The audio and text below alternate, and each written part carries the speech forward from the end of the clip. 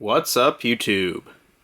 Tonight's video is the next entry in my console collection series, and today we will be talking about the Turbo Duo and US TurboGrafx library that I have in my collection.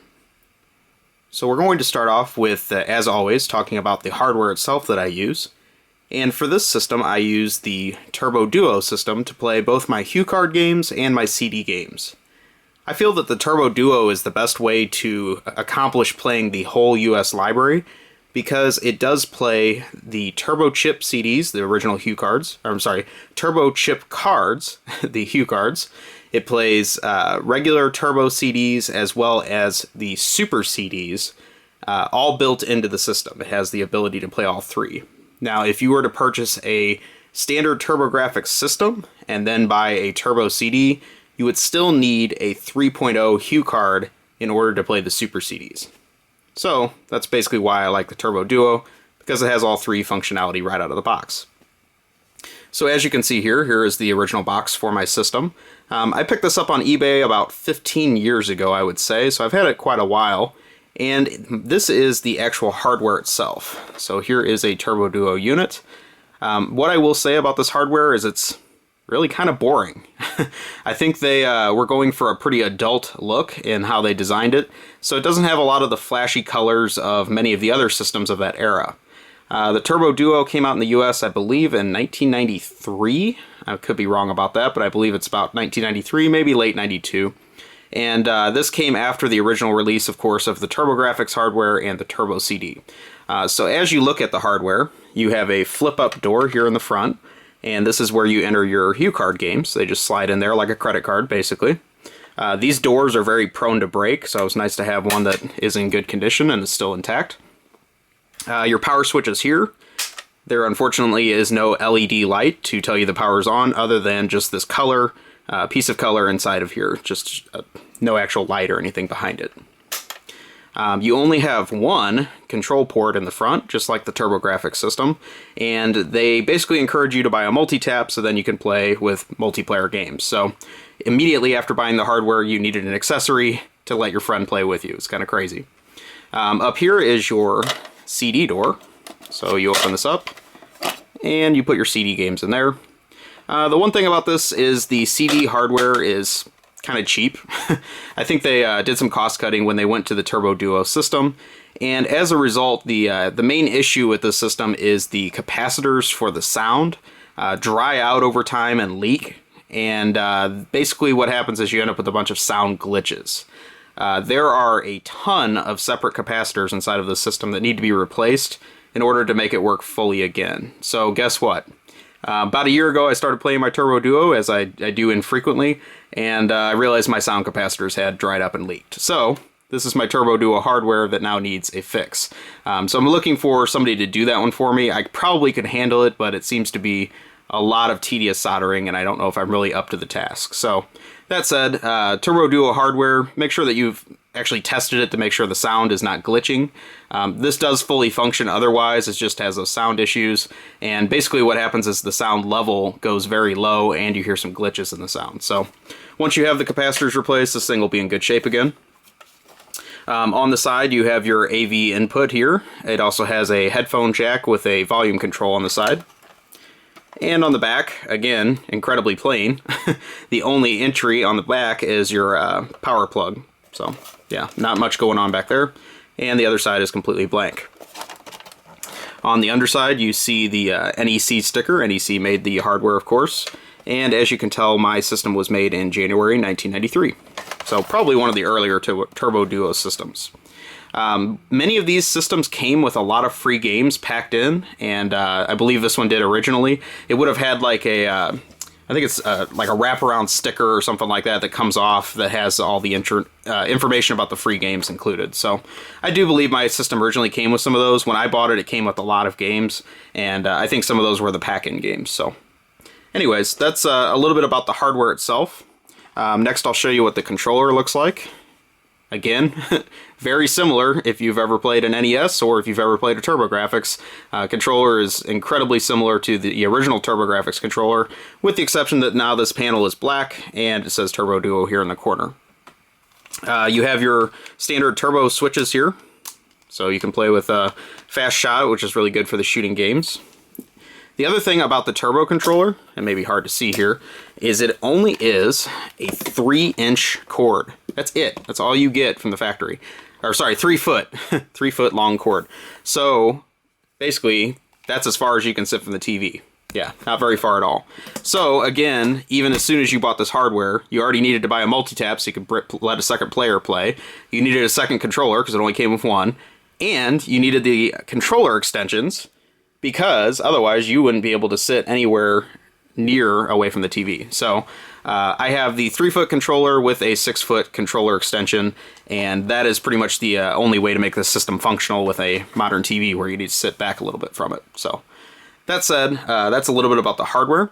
Next, I want to get into the games in my collection, and this will be a mix of HuCard games, Turbo CDs, and Turbo Super CDs. So I have a mix of all three. I also recommend you guys check out my Japanese PC Engine collection, and I've made a video about that in the past. I'll put a link to that up here. That has the complete contents of my Japanese collection for the PC Engine, which was very closely related to the Turbo system, and you can see all the games I have for that library. So anyways, that said, let's get into some games that make up my Turbo Duo library. I'm going to show you guys the games that come in the boxes first. Then I'll go into cases that just come, or games that just come in standard jewel cases. And then finally, I have a few that are just loose Hue cards also. So that said, we'll go ahead and start talking about some games. First one of these is actually sealed, and I just picked this up pretty recently, earlier this year, I believe. And this is a sealed copy of Cosmic Fantasy II by Working Designs. Working Designs was an early publisher for the TurboGrafx, and I think that's a pretty cool thing that they have a lot of games in this library. So I would like to eventually get all the Working Designs games for the system, and very cool that I found this one sealed. The next one of these is also another another Working Designs game, and this is Exile. This is another CD RPG that they made. Haven't played this one a whole lot. You can also get this on the Sega Genesis, but I believe the Turbo version is slightly enhanced over that. You have some CD quality sound built into the game also. So another Working Designs title. Next one is Clax, and this is just a standard HuCard game. Pretty early release. It's a nice shape, and yeah, just a good version of this classic puzzler. You can get this on a lot of different systems, but definitely a good one on the TurboGrafx to have. Next is Legendary Axe 2, which is a very cool action game. It has pretty much no relation in gameplay to the original Legendary Axe, but both of them are good games to play. So, nice one there. Then we have a piece of the Monster Land, Monster World, Wonder Boy, very convoluted series. This is Monster Lair, and this is actually a shooter that is part of that series. So most of the other ones are more just action platformers, and this is a pretty cool shooting game. So nice piece of that series, the Wonder Boy series. Next we have Nutopia, and basically, for anyone that hasn't played this game, if you like playing Zelda on the original NES, the original one, you will love this game, because it is pretty much a direct clone of Zelda on NES. Very, very fun game to play. You know, not going to win any points in the originality's sake, but definitely a fun one, and a nice piece of any Turbo library. There also is a sequel for the Turbo, and unfortunately I have not found a copy of that, but that would be a nice one to have too. Next is a port of the arcade game Packland, which was not really a well-received Pac-Man game. They basically tried to turn it into a unusual and stiffly controlling platformer, and I will say this is very true to the arcade in that it controls stiff just like the arcade did, so don't really recommend that one. Next we have one of the many shooters on the system, and that is Sinistron. This one has pretty cool box art, unlike most of these games, and yeah, just kind of an average shooter, I would say, for the system. There's so many to choose from, there's really no reason to settle for the average ones, but if you see this one with the box, it's kind of nice to have just because the box is kind of cool. My last boxed game I have is EAS3 Wanderers from EAS, and I talked about this one recently on the Super Nintendo. I just picked up the Super Nintendo version, but overall this is a better version of that game. You have, again, CD quality sound, and very nice looking game. So if you like the EAS games, I highly recommend this one. I think the box art's pretty good on that one too. So with those outside cardboard boxes. Inside of these, you also have a jewel case. That's how these originally came. Most of the Turbo games came in a box, and then the early ones also had jewel cases inside of them, which is how you typically find the games. The late release games did not have a jewel case, they just had a tray. So most of those tray games are the ones you usually find loose and the outside box is missing. It's really strange how many different variants of the packaging they made.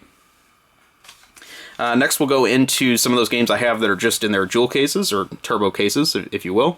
First one of these is Addams Family. This is a early CD game. I don't really think it's anything special.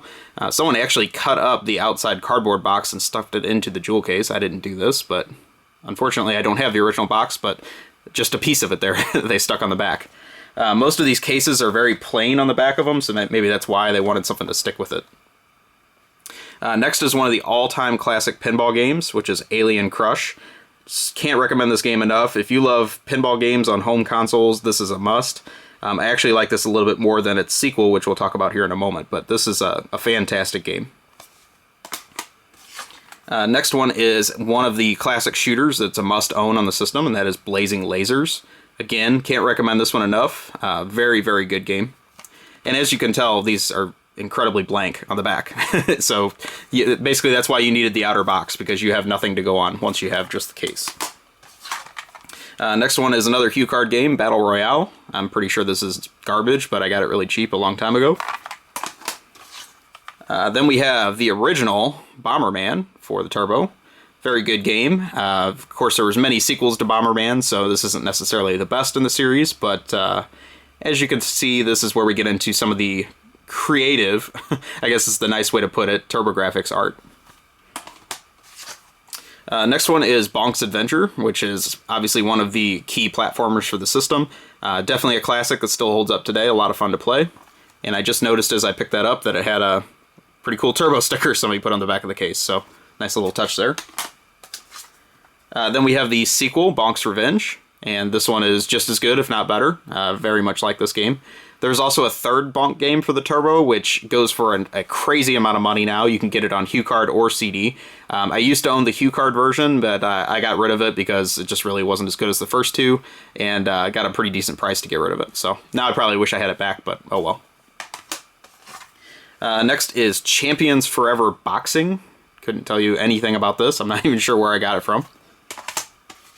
Then we have Devil's Crush, and this is the other classic pinball game on the TurboGrafx. Like I said, most people probably prefer this one to Alien Crush. The graphics are a little bit better, but to me, Alien's Crush, I can zone out to that one and play it a lot more. So either one of these, you really can't go wrong, but I like Alien's Crush slightly better than Devil's Crush. Then we have Dragon Spirit, which is a Namco arcade shooter that got ported to a lot of different systems. This one's pretty good, but because they have those Namco Museum collections that have this game on it already, I would just go with that. It's a better arcade port of it. Next is Dungeon Explorer. This is kind of a gauntlet-style game for the TurboGrafx. Pretty lousy artwork on that one, as you can tell. Then we have Final Zone 2. This was a very early CD game. Again, artwork is pretty whack. This one, again, had the outside box cut up and put inside of the jewel case. I guess this is how I got several of these games. But as you can see, it's kind of an overhead shooting game. It's not too bad. The original Final Zone was on the Sega Genesis, so it's a sequel to that if you've played that one. Next is Gate of Thunder. This is a fantastic shooter with a really heavy, awesome soundtrack. And this was a pack-in with the Turbo Duo hardware. I believe this is how this originally came. Great game, and this has some hidden games on the disc. It also has, I think it's actually listed on there, Bonk's Adventure and Bonk's Revenge are on this disc because it was the pack-in. And then the Bomberman I showed you is also unlockable with a code. So really it's 4 games in one on this one disc. So very nice one to have, and highly recommended. Next is a FMV game, of which unfortunately there's a few on the Turbo. This is It Came from the Desert, and I honestly don't think I've ever played it. This came from the same seller that cut the original box, so you can see what some of the gameplay looks like. Yeah, probably not something I ever really want to play. Next we have JJ and Jeff. This is an incredibly wacky game. Probably built much more to Japanese tastes, but they were desperate for games to release over here. So yeah, JJ and Jeff came out here. This was known as Kato-chan and Kin-chan in Japan, and slightly edited for the US version, but still some pretty weird humor in this. Check this out if you're just looking for something wacky on the Turbo. Next is the Packin for the original TurboGrafx system, which is Keith Courage and Alpha Zones. And it's an average game. It was really an unusual choice, I would say, for the Packin, but a very common game. Probably one of the easiest things to find on anything for Turbo anymore.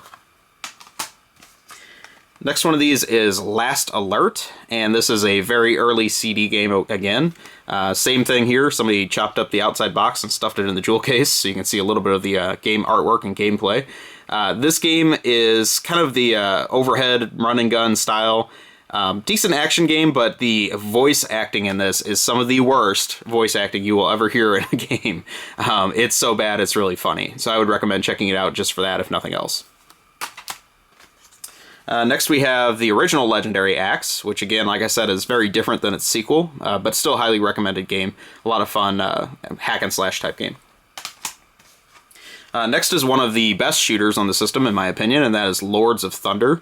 This is a semi-sequel to Gate of Thunder. Again, you still have that nice heavy metal soundtrack, very good CD quality sound, but this time the artwork is quite a bit different.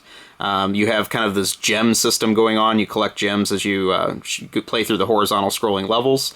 Some nice big bosses in this, and very cool artwork. This is one of the later release games, so this one wouldn't have had an outer box. You can tell it was made for the Duo, not necessarily just the TurboGrafx. And you can also see that they put a barcode directly on the case, along with some actual artwork on the back of the case. So this is how this game would have been packaged. The spine of these also looks like the Japanese CD games, so they didn't even change that for the late release games. A lot of different things going on with NEC passing off the ownership of the Turbo to TTI in the US. That's a whole other story for another video, but that's why you have some of these variances in what the artwork looks like and how the products were packaged. Next is a classic strategy game called Military Madness. This game was known as Nectaris in Japan, and there is a sequel to that on the US PlayStation you can pick up called, I think it is just called Nectaris. I'd have to go double check my collection. But yeah, that's a great game. It's kind of a remake of this, and highly recommended if you're looking for a fun, easy to pick up strategy action game. Next one is Night Creatures. I believe this one was US developed, one of the few US developed Turbo games. Very crappy game. I got this about a year ago and it's not good at all, so not really too much to say about that one. Next is one of my all-time favorite ninja action games. This game is fantastic, must for any Turbo collection, and that is the original Ninja Spirit by Irem. This was originally an arcade game, and they did a fantastic job of porting this to the Turbo. Really, it's arcade perfect, and a highly recommended game. Everyone that knows I love the Bubble Bobble series will totally understand why this is part of my collection, and that is Parasol Stars, which is also the subtitle, the story of Bubble Bobble 3. So here we have Bub and Bob, the bubble-blowing dragons, in human form in this game, also like Rainbow Islands, which was the second game. And in this one, they use little cute umbrellas to beat up the enemies. But it's very much of the style of Bubble Bobble and Rainbow Islands. And if you love this game, you would love this one too. So again, you can see this is a Working Designs title for the US, another one of their early games they published, and highly, highly recommended action game. Very, very fun game to play. Next is the original R-Type. This one was always considered one of the best shooting games on the Turbo. I think it's been probably eclipsed by some other ones, plus you can get R-Type on other systems now, but this at the time was a pretty mind-blowing release. Next is Samurai Ghost, and this is part of a Namco series that was started in the arcade, called like the Genji and Heike clans or something like that. I probably butchered the title. This is the sequel to that one, and it's very traditional Japanese folklore stories. Interesting, I don't know, there's a lot of weird stuff going on in this game. This was one of the late release HuCard games that would have just come with a manual and a tray, so I just have it in a jewel case with the sleeve there. I don't have the outer box, but this one never came with a plastic backing like all those other Turbo HuCard games. Like I said, there's so many variances in the packaging, it's really weird, but this was one of the last HuCard games released. Next is Sidearms, originally by Capcom. The publisher on this one I'd never heard of before, Radiance Software. I don't really know what the story is with them. Good arcade game by Capcom, probably not one of their best, and you can play it on, I think, some of the Capcom arcade collections now, so no real need to own that on Turbo.